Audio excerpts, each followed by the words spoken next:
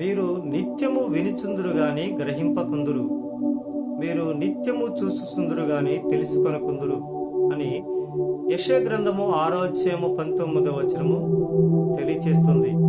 మరి యెషయా గ్రంథం ద్వారా ప్రభు మనతో మాట్లాడుతున్నారు.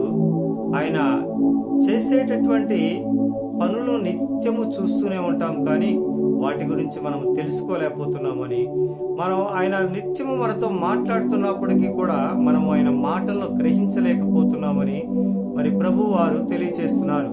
మరి నిత్యము ఆయన మాటలు వింటున్న మనము మరి ఆత్మీయంగా బలపరచబడుతూ ఆయన మాటలను మనం గ్రహించే వారిగా ఉండాలని, అలాగే ఆయన చేసే కార్యాలని చూస్తున్న మనము ఆ కార్యాలందు విశ్వాసం ఉంచాలని దేవుడు మనకి లేఖనం ద్వారా తెలియచేస్తున్నాడు.